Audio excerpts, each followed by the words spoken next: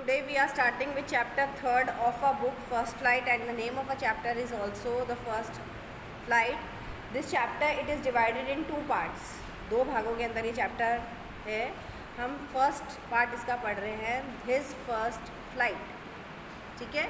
अब ये जो हिज फर्स्ट फ्लाइट है ये एक छोटी सी चिड़िया के बारे में है कि वो उड़ने से किस तरह से डर रहता है और किस तरह से जो पेरेंट्स के सपोर्ट से उसके अंदर वो हिम्मत आती है और वो अपनी फर्स्ट उड़ान भरता है, अपनी पहली उड़ान भरता है. We start with the chapter. The young seagull was alone on his ledge. His two brothers and his sister had already flown away the day before. He had been afraid to fly with them. Somehow, when he had taken a little run forward to the brink of the ledge and attempted to flap his wings, he became afraid. The great expanse of the sea stretched down beneath, and it was such a long way down, miles down. He felt certain that his wings would never support him. So he bent his head and ran away back to the little hole under the ledge where he slept at night. Even when each of his brothers and sisters, whose wings were far shorter than his own, ran to the brink, flapped their wings, and flew away, he failed to muster up the courage to take up the plunge which appeared to him so desperate. His father and mother had come around, calling to him shrilly, upbraiding him, threatening him to let him starve on the ledge unless he flew away. But for the life of him, he could not move. अब यहाँ पे क्या है, एक छोटी सी चिड़िया है, एक सीगल जिसके बात हो रही है. ठीक है. वो अंडे से अभी ताज़ा ही बाहर निकली है और उसको उड़ने में डर लग रहा है. और वो एक होता है ना, सी शोर के पास में एक हेज, एक छोटा सा टापू है जिसके ऊपर वो है. उसके बहन भाई है, उन्होंने अपनी उड़ान भर ली है. उसने भी कोशिश करी लेकिन उसको सामने जो वो समुद्र दिखता है और उसको लगता है कि वो उड़ नहीं पाएगा, वो समुद्र में गिर जाएगा और वो वापस पीछे हो जाता है. उसके जो छोटे बहन भाई हैं, जिसके जो पंख थे जिनके उससे बहुत छोटे थे, लेकिन फिर भी उन्होंने अपनी उड़ान भर ली और वो उड़ के निकल गए. और उसके जो पेरेंट्स हैं वो बार बार आ रहे हैं और उसको डांट रहे हैं, समझा रहे हैं, प्यार से भी समझा रहे हैं, उसको मोटिवेट भी कर रहे हैं, लेकिन वो जो है नहीं मूव कर पा रहा है. वो मतलब उसके अंदर बहुत ज़्यादा डर है. That was 24 hours ago. Since then nobody had come near him. The day before, all day long, he had watched his parents flying about with his brothers and sisters. अब 24 घंटे पहले तक तो उसके पेरेंट्स उसको बार बार आगे बोल रहे थे, तू उड़, कोशिश कर, ये कर, वो कर. लेकिन अब 24 घंटे बीत गए हैं, कोई भी उसके पास नहीं आ रहा है. उसको दूर अपने जो पेरेंट्स हैं वो उड़ते हुए दिख रहे हैं. और वो क्या देख रहा है? Flying about with his brothers and sisters, perfecting them in the art of flight, teaching them how to skim the waves and how to dive for fish. और जो पेरेंट्स हैं, जो उसके बहन भाई जो उड़ रहे हैं, उनको सिखा रहे हैं कि किस तरह से उनको उड़ना है, किस तरह से उनको विंड का सामना करना है, किस तरह से उनको डुबकी मार के और मछली पकड़ के लानी है, शिकार पकड़ के लाना है. He had in fact seen his older brother catch his first herring and devour. और उसने क्या नोट किया? उसने नोट किया कि जो उसका बड़ा भाई है उसने अपनी पहली मछली पकड़ भी ली. मतलब उसने अपने जीवन का पैदा होने के बाद पहला शिकार किया है. It standing on a rock while his parents circled around raising a proud cackle. और जब उसने अपना पहला शिकार किया, अपनी पहली मछली पकड़ी है, उसके जो पेरेंट्स हैं वो बहुत खुशी से शोर मचाते हुए इधर उधर घूम रहे हैं ना, प्राउड फील करते हैं. जब हम अपनी फर्स्ट सैलरी लेके आते हैं तो हमारे पेरेंट्स को कितना अच्छा लगता है. सेम उसी तरह से उनके बच्चे ने अपना पहला शिकार किया है तो उन पेरेंट्स को बहुत अच्छा लग रहा है और वो मतलब एक खुशी की जो आवाज़ है वो निकाल करते हुए इधर उधर जा रहे हैं.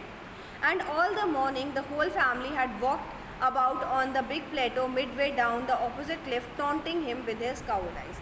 और पूरी दोपहर, पूरा सुबह से लेकर दोपहर तक पूरी जो फैमिली है वो सामने दूसरे टापू के ऊपर है जो थोड़ा नीचे है, वो बार बार इसको आके और इसको डांट रहे हैं, इसको समझा रहे, इसको कायर बोल रहे हैं और इसको सुना के जा रहे हैं. The sun was now ascending, the sky blazing on his ledge that faced the south. अब जो सूरज है ना, वो आ रहा था और बहुत तेज़ जो है धूप आ रही थी, गर्मी आ रही थी. He felt the heat because he had not even eaten since the previous nightfall. अब उसको बहुत भूख तो लगी रही थी और उस भूख की वजह से उसको वो जो सूरज की रोशनी है, गर्मी है, वो भी वो महसूस कर रहा था, फील कर रहा था. He stepped slowly out of the brink of the ledge and standing on one leg with other leg hidden under his wing, he closed one eye then the other. अब वो वहाँ पे खड़ा हुआ है एकदम एज पे, कभी एक आंख बंद कर रहा है, कभी दूसरी आंख बंद कर रहा है ना। अब समझ नहीं आ रहा उसको वो करे क्या। सी उसको सामने दिख रही है, उड़ने की वो हिम्मत नहीं जुटा पा रहा है। And pretended to be falling asleep. अब क्योंकि उसके जो भाई बहन है वो उसको बार बार ताने दे ही जा रहे हैं, तो वो क्या शो कर रहा है कि मेरे को तो नींद आ रही है भाई, तुमको जो बोलना है तुम बोल लो, मैं तो सो रहा हूँ। Still they took no notice, लेकिन वो बहन भाई उसका नोटिस ही नहीं कर रहे, उसको देख भी नहीं रहे। He saw his two brothers and his sister lying on the plateau dozing with their heads sunk into their necks. वो नोट करता है कि उसके जो भाई बहन हैं वो अपने ना पंखों के अंदर अपना जो चेहरा छुपा कर और सो रहे हैं। His father was preening feathers on his white back, और जो उसके फादर है वो अपने पंख साफ करने में लगे हुए हैं। Only his mother was looking at him. She was standing on a little high hump of the plateau, her white breast thrust forward. Now and then she tore a piece of fish that lay on her feet and scraped each side of her beak to the rock. The sight of the food maddened him. How he loved to tear food that way, scraping his beak now and again to the wet it. ठीक है, अब क्या हो रहा है? अब वो देख, उसके फादर भी उसको नोटिस नहीं कर रहे हैं, उसके भाई बहन सो रहे हैं। वो क्या देख रहा है, उसकी जो मम्मी है वो एक ऊंचे पत्थर के ऊपर बैठी हैं और उन्होंने एक मछली को अपने पैरों में ले रखा है। वो बार बार उसका मीट निकाल रही हैं और फिर अपने दांतों को पास के पत्थर से अपनी बीक को शार्पन कर रही हैं। और वो सीन देख के उसको भूख बहुत लगी हुई है, ऑफकोर्स खाने के साइड देख के वो वैसे ही पगला जा रहा है और साथ में उसको याद आ रहा है कि वो किस तरह से ऐसे खाना खाता है। Ga ga he cried begging her to bring some food, और वो अपनी आवाज़ के अंदर अपनी माँ चिल्ला के अपनी माँ को कह रहा है, भीख मांग रहा है कि मुझे थोड़ा सा खाना दे दो। गाओ कॉल आहा, शी स्क्रीम बैक डिरेसिवली, और उसकी जो माँ है वो उसको ऐसे स्टूपिड बताते हुए या ऐसे करके उसकी तरफ वापस उसको जवाब दे रही है। But he kept calling plaintively, and after a minute or so he uttered a joyful scream. His mother had picked up a piece of fish and was flying across him with it. अब क्या हुआ? अब थोड़ी देर में अचानक वो क्या देखता है, वो बोल रहा है लेकिन उसकी मम्मी कोई रिस्पॉन्स नहीं दे रही। थोड़ी देर में वो देखता है, वो एक खुशी भरी चिल्लाता है। वो क्यों चिल्लाता है कि वो देखता है उसकी मम्मी जो है अपनी चोंच के अंदर जो है मीट डाल के और उसकी तरफ आ रही होती है, और वो बहुत खुश होता है कि मेरी माँ जो है मेरे लिए खाना लेकर आ रही है। Eagerly tapping the rock with his feet, trying to get nearer to her as she flew across, but when she was just opposite to him, she halted her wings motionless, the piece of fish in her beak almost within reach of his beak. अब क्या है?